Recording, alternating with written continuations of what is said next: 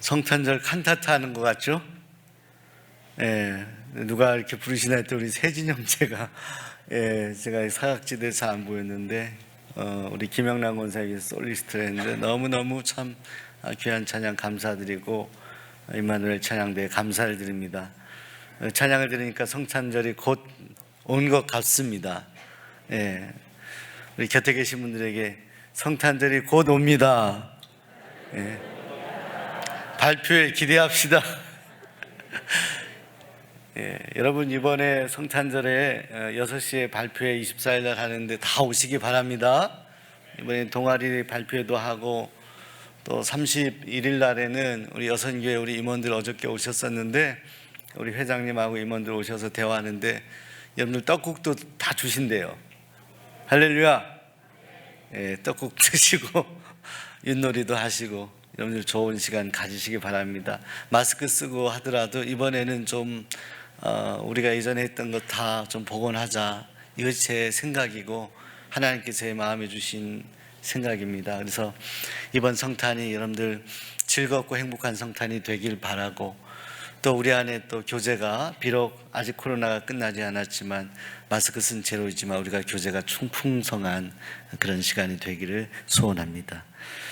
인터넷 신문 본 헤럴드라는 곳에서 이런 글을 읽었는데 이건 실화입니다. 어느 날 대학에 다니던 어떤 아들이 집을 나가게 됐는데 그 아들이 집에 돌아오질 않는 거예요. 저녁이 되면 돌아와야 되는데 돌아오지 않는 아들, 동구 밖에서 기다리던 그 어머니가 하루를 기다리고 이틀 기다리고 열흘 기다리고 하다가 그 세월이 10년이 돼. 그 세월이 그렇게 20년, 30년, 40년이 됐다고 합니다.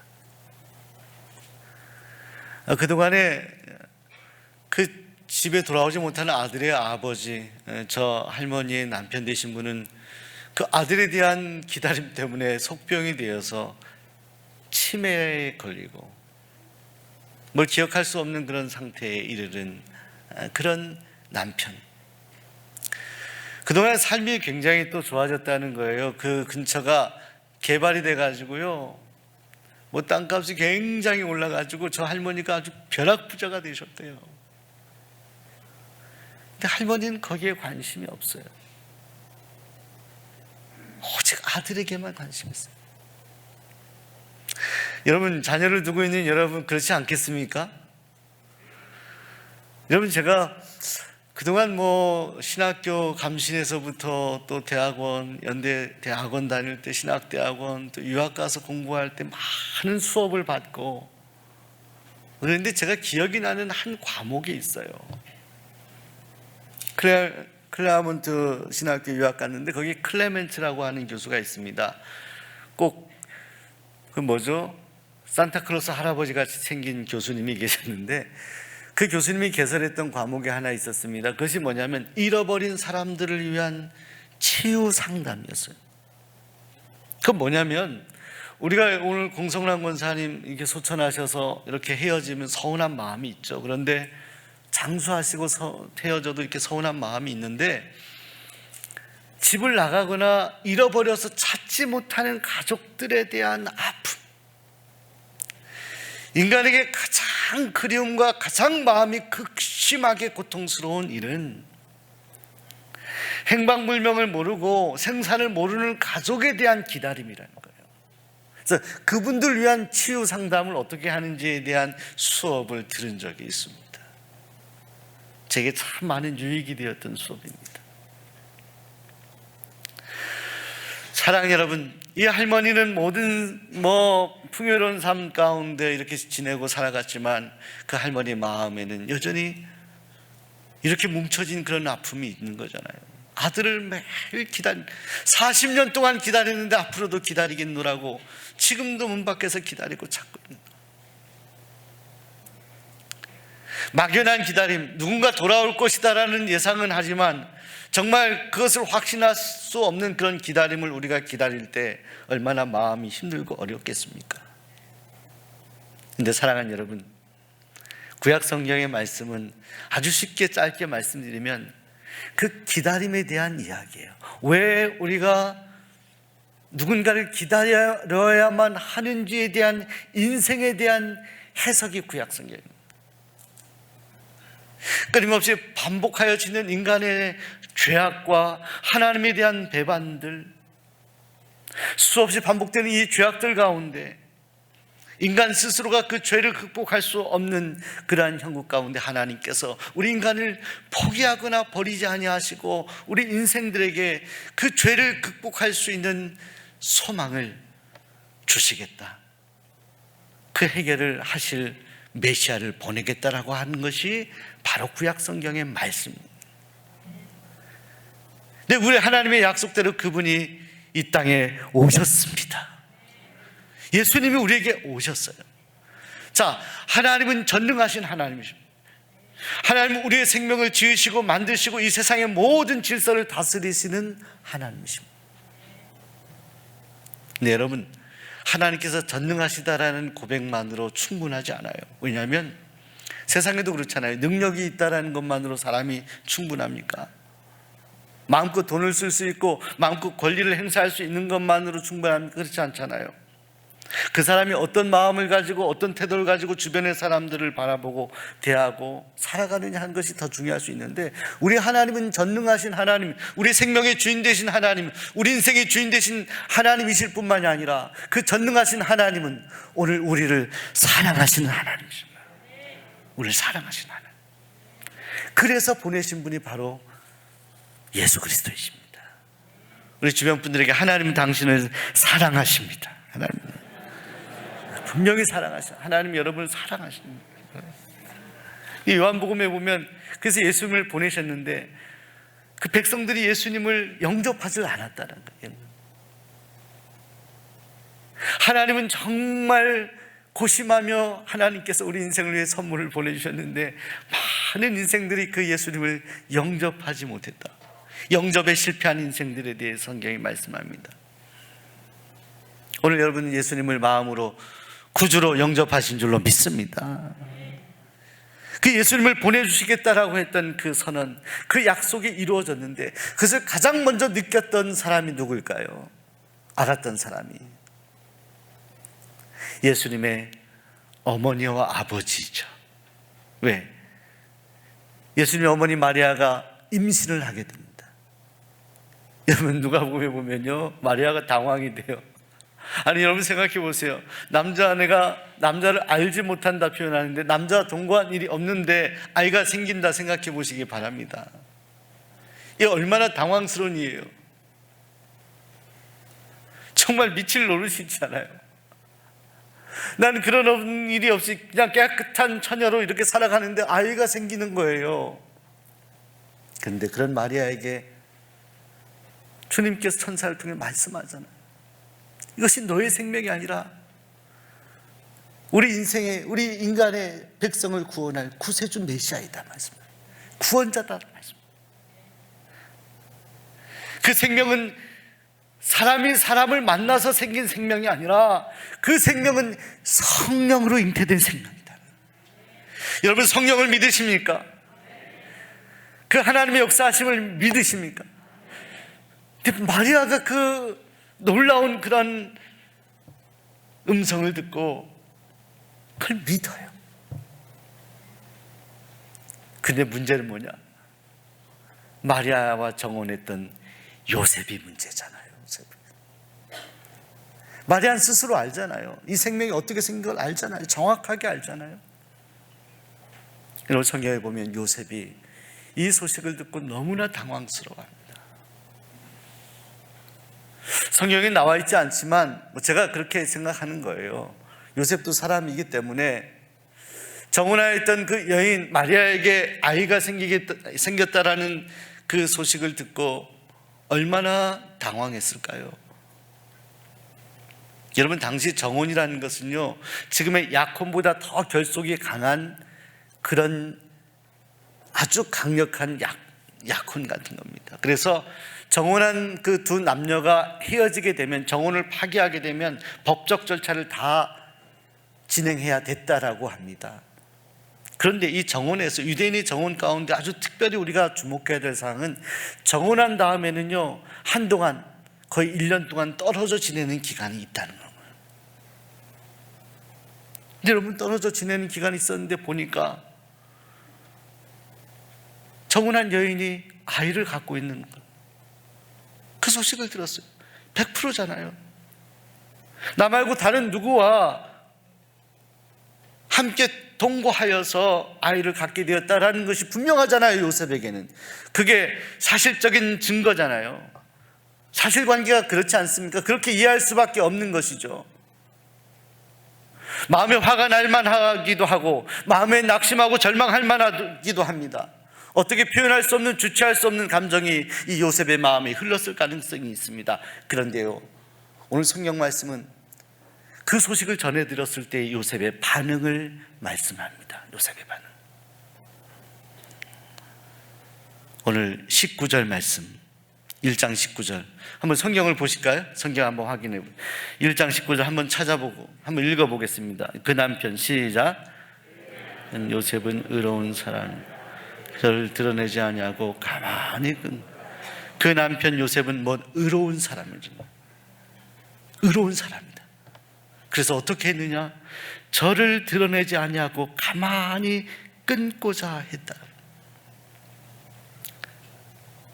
정은한 마리아의 그 임신 소식을 드러내지 아니하고, 마리아의 그 실체를 드러내지 아니하고 그 마리아와 조용히 관계만 끊고자 했다. 자, 이것이 요셉의 이기적인 생각이었을까요, 여러분? 요셉의 감정을 우리가 추측한다라고 한다면 이것은 참으로 놀라운 성경의 말씀이에요. 당시에요, 간음하거나 이런 여인들에 대해서는 돌로 이렇게 쳐서 그 사람을 죽여도 되는 그 시대거든요. 그런데 정은한 그 여인이, 결혼이나 다름없는 그 여인이, 기대했던 그 여인과 정말 새로운 꿈을 꾸며 미래를 계획했던 이 요셉에게 있었던 이 일 때문에 요셉이 당황하고 힘들었을 것이 분명함에도 불구하고 오늘 성경 말씀은 이렇게 말씀합니다. 그것을 드러내지 아니하고 조용히 끊고자 한다. 여인의 치부를 오히려 감춰주고요, 비록 마음 아프지만 그 여인의 미래를 한동안 정혼하고 관계했던 그 여인에 대해서 애틋한 마음으로 조용히 그 여인을 보내는 그런 요셉의 모습이라 보는 거예요. 잘못했고 나에게 배반했고 나의 마음에 상처를 주었지만 그 여인을 어떻게든 살려보려고 하는 요셉의 마음을 읽어보는 거예요. 자, 이것이 요셉이에요. 이것이 예수 그리스도를 탄생케 한 예수님의 아버지 요셉의 마음, 그 마음이 의로운 마음이었다. 그런데 여러분, 공교롭게도 구약 성경에 요셉이 있습니다. 야곱의 아들 요셉이 정말 이 요셉과 비슷한 사람이었습니다. 요셉은 형들에게 미움을 받아가지고 거의 죽을 뻔하다가 그가 살아납니다. 형들이 버리죠. 하나님께서는 그 요셉을 애굽에서 정말 가진 고생을 다합니다. 죄가 아무것도 없는데 모함을 받아서 감옥에 갇히기도 하고, 그 감옥에서 꿈을 해석해서 살아나고 애굽의 높은 자리에 가게 됩니다. 그런데 마지막에 그 요셉의 형들을 만나게 되죠. 동생이라는 것을 알고 그 형들이 벌벌 떨잖아요. 해칠 것 같아서. 근데 요셉이 어떻게 말합니까? 뭐라고 얘기합니까? 당신들은 나를 해하려고 했지만, 그러나 하나님께서는 그것을 선으로 바꾸셔서 오늘날 많은 사람 생명을 구하도록 역사하셨습니다. 이것이 하나님의 역사입니다. 여러분, 우리가 하나님을 경험할 때 때로는 순간순간 하나님은 이런 하나님이라고 고백하기도 하고 찬양하기도 합니다만은, 정확히 말씀드리면 하나님은요, 이렇게 뒤를 돌아봐서 고백하는 분이 하나님일 것 같아요. 우리가 지금 정확하게 하나님이 임재하셔서 우리에게 말씀하실 수도 있고 우리에게 그 뜻을 분명히 보여주실 수도 있으나, 그러나 제가 경험한 하나님은요, 때로는 지금은 다 알지 못하지만 뒤로 돌아보니까 아, 여기에도 하나님의 뜻이 있었구나라고 고백되어진 분이 하나님이시더라고요. 여러분, 그 하나님의 사랑과 용서가 예수 그리스도를 통해서 이루어졌는데, 이미 그 예수 그리스도의 부모 되었던 요셉을 통해서 하나님의 사랑과 용서, 그 하나님의 품격이 드러나고 있어요. 요셉은 큰 그릇이었습니다. 인품이 큰 그릇이었고 믿음이 큰 그릇이었습니다. 여러분, 어떤 군대 목사님이 이 사병들 위해서 뭔가 좋은 것을 해주고 싶은 마음이 있었다고 합니다. 그러다가 시간이 날 때마다 벌꿀이 있죠, 벌꿀. 여러분, 꿀 좋아하세요? 별로 안 좋아하시나 봐요. 꿀 맛있잖아요. 이렇게 달고 그것을 이렇게 준비해가지고 사병들에게 그 잘 모은 꿀을 주겠노라고 어느 날 어느 시에 오라라고 했습니다. 대신에 올 때 그릇은 없으니까 알아서 빈 그릇을 가져오라, 이렇게 이야기를 했다라고 합니다. 병사들이 와서 보니까 어떤 병사는요 바카스병을 가지고 왔고, 어떤 병사는 이런 컵을 가지고 왔고, 근데 어떤 병사는요 페인트통을 안에 깨끗이 닦아가지고 그 통을 가져왔대요. 통 가져온 거 보니까 다 각기 달라요. 각기 가져온 통을 이렇게 대라고 해가지고 거기에 꿀을 부어주는데, 다 부어주고 나고 그 받아든 병사들이 대부분이 불만이 많아요. 왜냐하면 아니, 꿀을 똑같이 주지 누구는 왜 이렇게 많이 주고 우린 적게 주냐, 이런 분들이 많이 생겼다고 하는데, 그때 이 군목 목사님이 얘기했다는 거예요. 제가 빈 그릇을 가져오라고 했지 누가 바카스병을 가져오라고 했습니까? 제가 바카스병 가져오라고 얘기하지 않았잖아요. 여러분, 가져오신 대로 부어드린 것뿐인데. 사랑 여러분, 이 이야기에서 저는 아주 중요한 교훈을 발견하게 됩니다. 여러분, 하나님께서 우리에게 은혜와 복을 주실 때는요 그 믿음과 그 인품의 그릇만큼 주십니다. 그릇만큼. 우리는 어떻게 그 그릇을, 바카스 병을 가져와야 될까요? 그릇을 넓혀야 돼요. 근데 이게 우리 마음대로 되지 않아요. 구약의 요셉을 통해 하나님이 그 연단을 다 겪고 나서 넓어진 거예요. 사람을 보는 눈도 넓어지고 어떤 사건을 해석하는 눈도 넓어진 거예요. 여러분, 오늘 여러분의 믿음의 그릇이 넓어지길 소원합니다. 여러분의 인품의 그릇이 넓어지길 소원합니다. 큰 그릇이 되세요. 하나님은 그 그릇만큼 우리에게 은혜를 주셔요. 우리를 축복하십니다. 바로 요셉이 그런 그릇이 있었던 사람이었어요.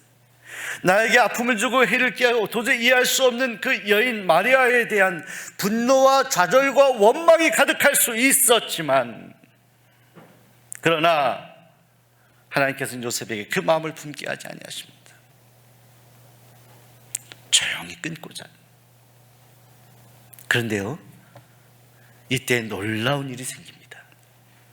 자, 우리가 성경 말씀 읽었기 때문에 한 번 더 확인해 보세요. 20절 말씀 읽어보세요. 20절 시작.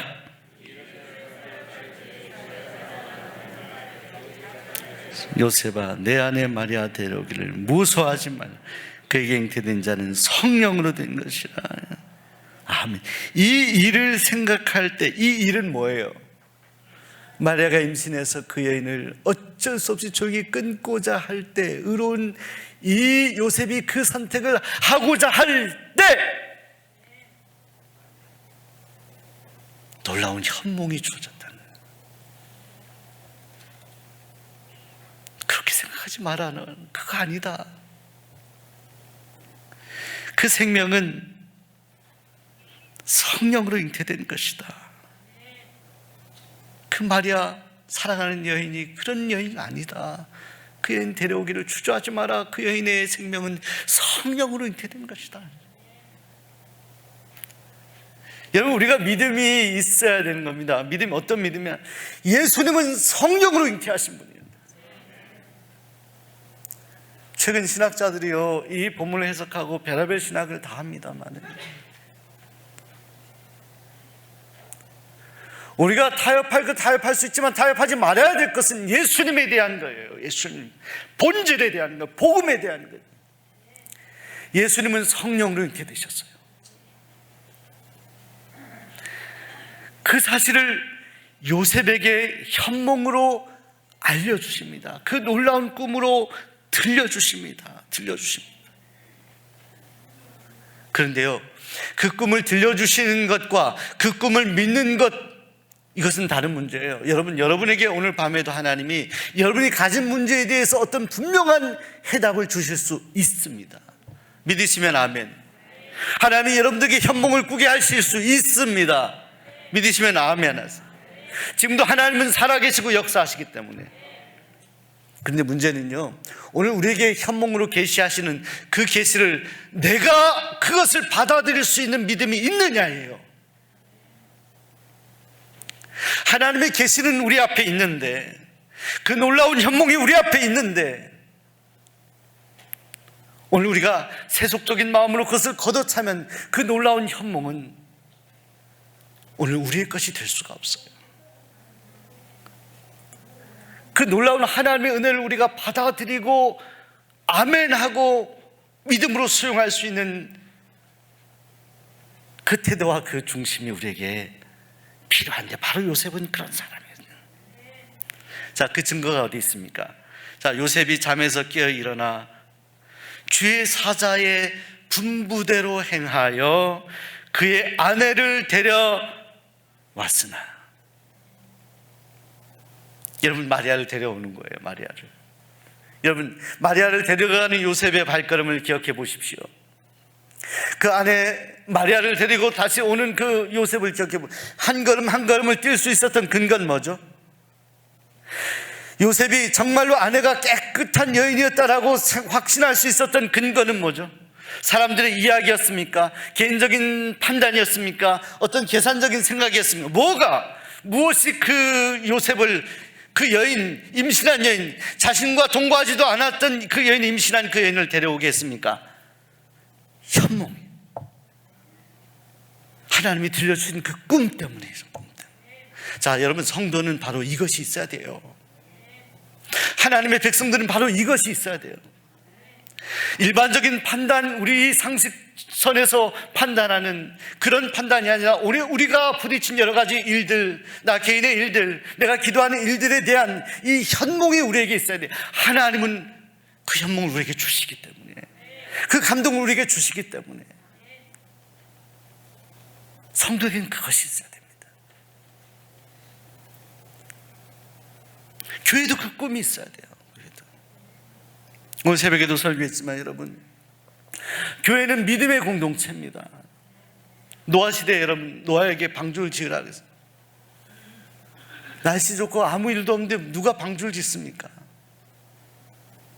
노아가 붙들은 것도 뭐예요? 요셉이 마리아 데려왔던 근거와 동일해요. 그건 뭐야? 하나님이 우리에게 마음에 주신 비전이에요. 꿈이에요. 아무리 생각해도 계산해도 계산이 나오지 않은 일에 대해서 하나님이 이것을 우리 마음에 부어주실 때 아멘하고 그 일을 실천할 수 있는 것은 우리 마음의 믿음이에요. 그 신앙으로 가는 공동체예요. 요셉은 그 여인을 데려옵니다. 데려와요. 현몽에서 들려주신 그것을 믿고 믿음으로 데려와요. 그리고 또 한 가지, 데려오고 나서 어떻게 합니까? 아들을 낳기까지 동침하지 아니하더니 나음에 그 이름을 아들 낳을 때까지 동침하지 않았다. 성령으로 잉태된 그 생명을 유지하기 위해서, 깨끗하게 보존하기 위해서, 여러분, 요셉은요, 그 젊은 혈기왕성할 때 자신을 깨끗하게 하나님 앞에 드리는 거예요. 그 여인을 보호하는 거예요. 동침하지 않았어요. 성령으로 잉태된 메시아 예수 그리스도를 정말 그 탄생 때까지 그걸 기다리면서 자신을 절제하는 거예요. 자신의 마음을 절제하고 감정을 절제하고 온전히 자신의 몸과 마음을 하나님께 드립니다. 이것이 바로 요셉의 예수님 탄생을 기다리는 태도였습니다. 자세였습니다. 사랑하는 여러분, 오늘 대강절을 기다리는 오늘 우리의 마음의 자세는 어떻습니까? 여러분, 저는 바라기는 오늘 여러분 가운데 여러 가지 어려운 문제 때문에, 정말로 또 어떤 겪고 있는 힘든 일들 때문에, 요셉이 겪었던 것처럼 얘기치 않았던 정말 세상에 말이 안 되고 힘들어하는 그런 일들 있을지라도 여러분 주님 앞에 기도하시기 바랍니다. 의로운 사람이 되시기 바랍니다. 넉넉한 사람이 되시기 바랍니다. 조용히 끊고자 하는 사람이 되어보시기 바랍니다. 그리고 하나님께 맡기시기 바랍니다. 그 하나님이 현몽을 보여주실 거예요. 그 현몽을 꿈꾸며 그 현몽을 붙잡고 가슴 설리며 살아가는 것이 성도예요. 그것이 믿음의 사람들의 행복이에요. 그 이상 그 이하도 없습니다. 우리 하나님과 교제하며 놀라운 믿음의 꿈을 꾸게 하시고 하나님이 부어주시는 놀라운 현몽 가운데 그 현몽대로 살아가는 것, 오늘 요셉처럼 믿음의 길을 가는 것, 그리고 주님을 맞이하는 것, 그리고 주님을 드러내는 것, 주님을 전하는 것, 자, 이것이 오늘 우리가 할 수 있는 우리 인생의 가장 위대한 일입니다. 여러분, 주님의 오심을 기다리는 대강절에 오늘 요셉처럼 여러분 주님 앞에 여러분의 몸과 마음을 드리고 또 우리 감정을 절제하고 우리 생각을 절제하고 또 정말 주님의 탄생하심을 마음속 깊은 곳에서 기뻐하며 기다리는, 사모하는 믿음의 사람들이 되시기를 소원하고 축복합니다. 기도하겠습니다. 하나님 감사합니다.